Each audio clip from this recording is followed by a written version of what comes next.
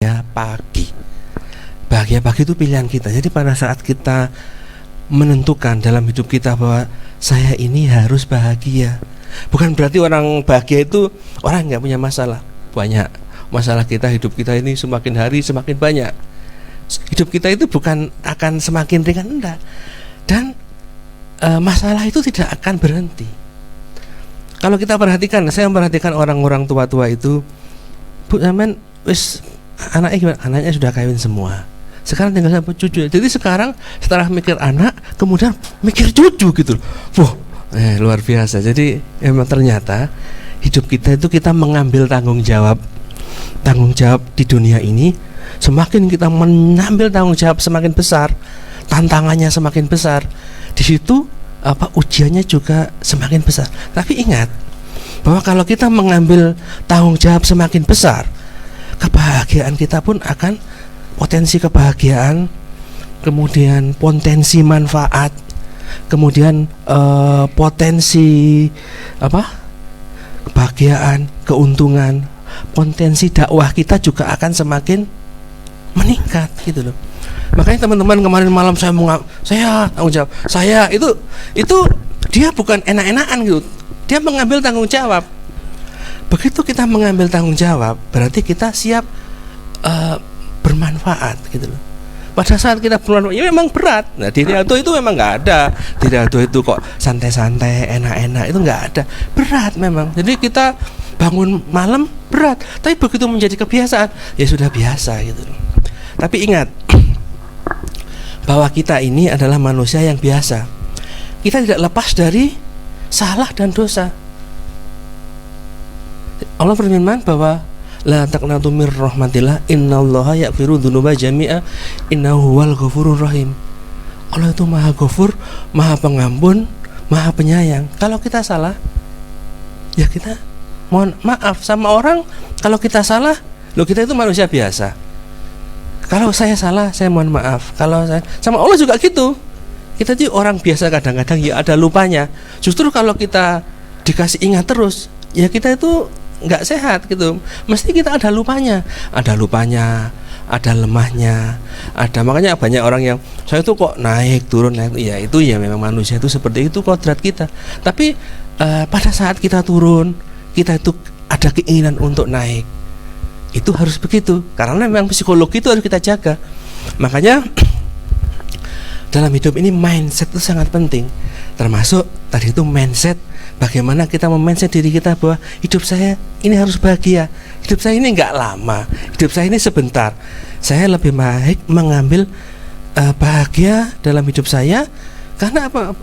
Hidup saya itu enggak lama lagi. Hidup saya itu sebentar gitu loh. Nah itu yang membedakan kita dengan orang-orang kafir.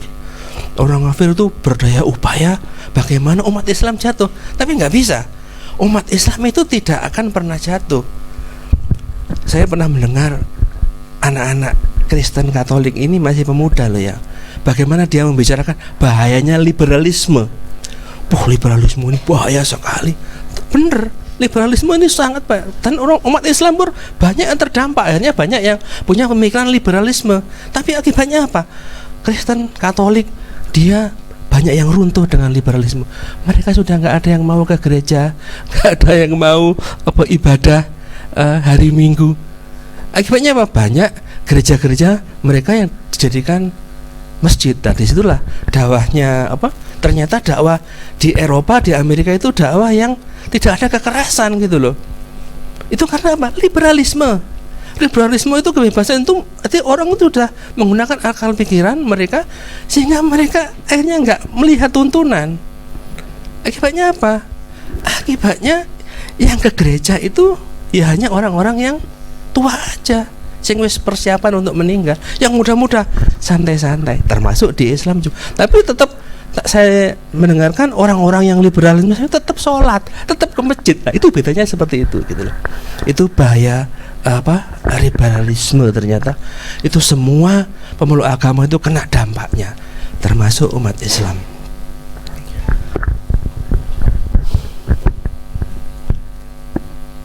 Saya kira kemungkinan saya cukupkan segini aja ya. Nanti mungkin bisa kita lanjut dengan tanya jawab atau diskusi.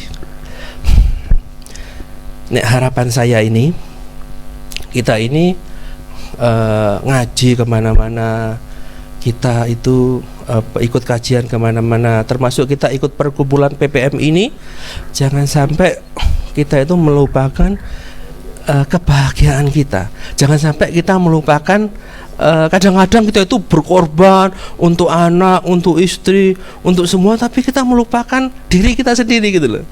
Ini banyak terjadi. Jadi orang tuh banyak berkorban untuk orang lain, tapi dia melupakan dirinya sendiri, bahwa kita itu harus juga mencapai kebahagiaan di dunia.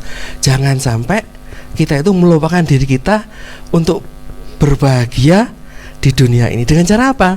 Dengan membahagiakan orang lain, dengan banyak menolong orang lain, dengan banyak menyelesaikan permasalahan orang lain. Bukan berarti masalah kita selesai, enggak. Masalah kita ini juga banyak sekali. Tapi ingat, ternyata apa yang kita pikirkan, apa yang kita lakukan itu tidak sama dengan apa yang Allah kasih kepada kita. Kita sudah berpikir ini nanti kalau saya usaha ini, usaha kita akan, harapan kita, ternyata enggak. Ternyata Allah memberikan dari jalan yang lain. Memang orang-orang beriman itu diberikan dari jalan yang lain. Allah memberikan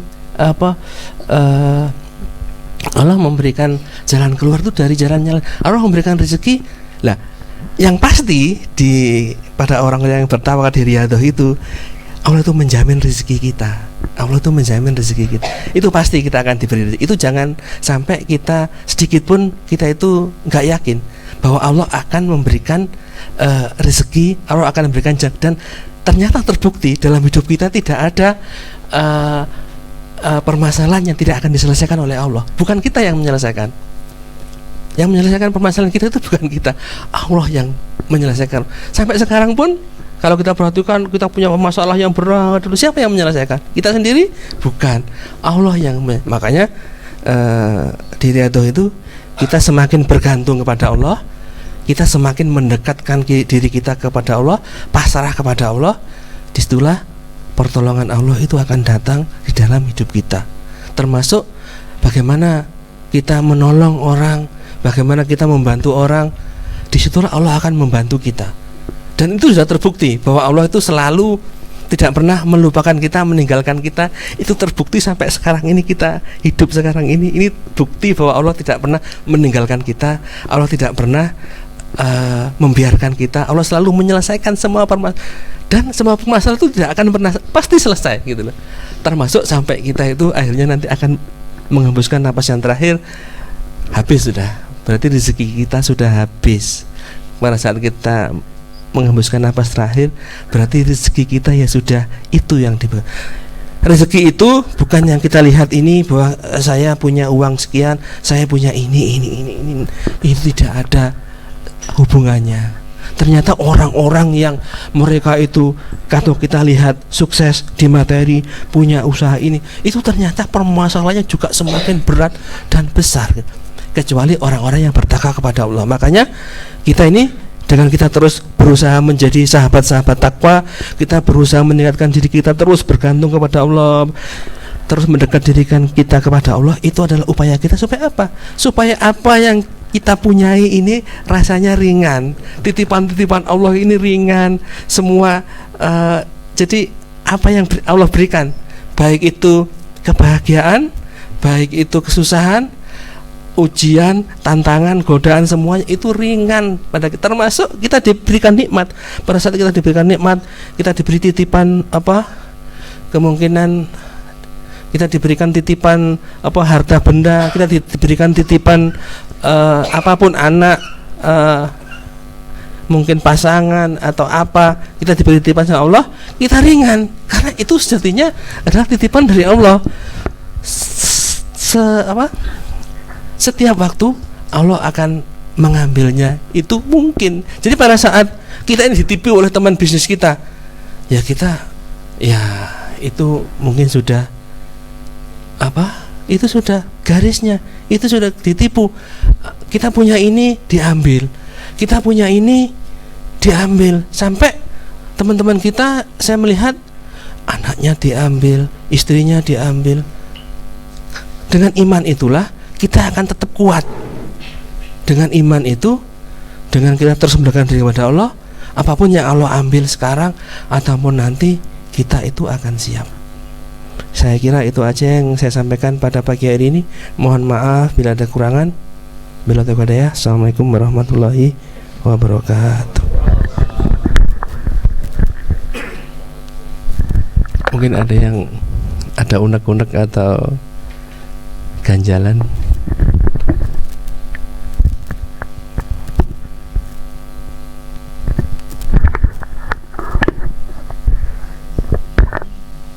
Mungkin ada yang ada unek-unek atau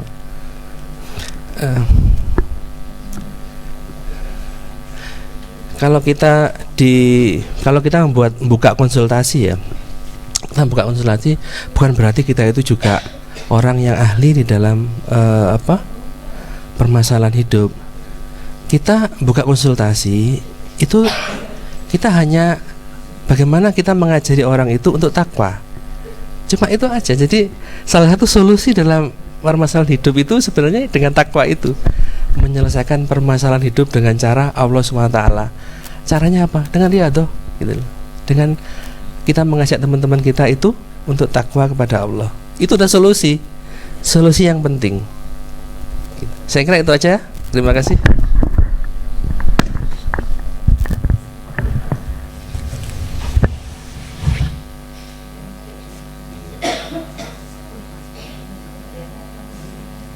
Bapak Ibu ada yang bertanya?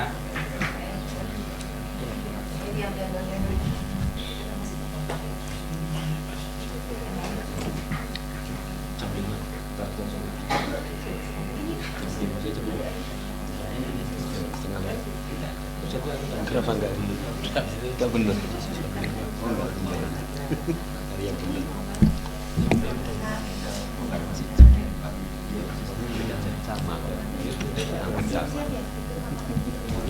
Ada pertanyaan ya?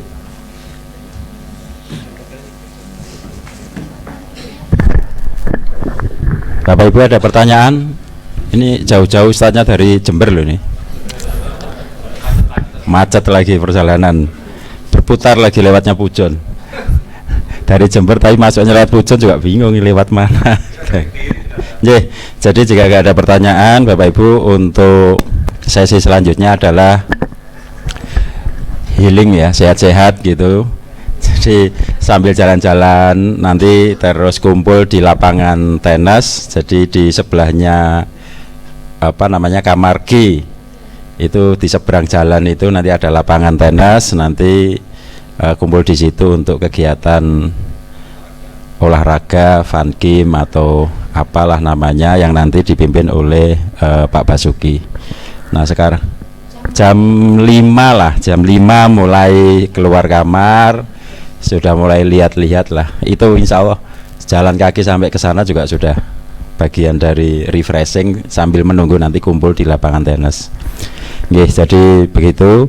Terima kasih Pak C atas tausiahnya. Insya Allah manfaat, berkah, dan menjadi bekal, sebagian dari bekal yang nanti dibawa pulang ke rumah.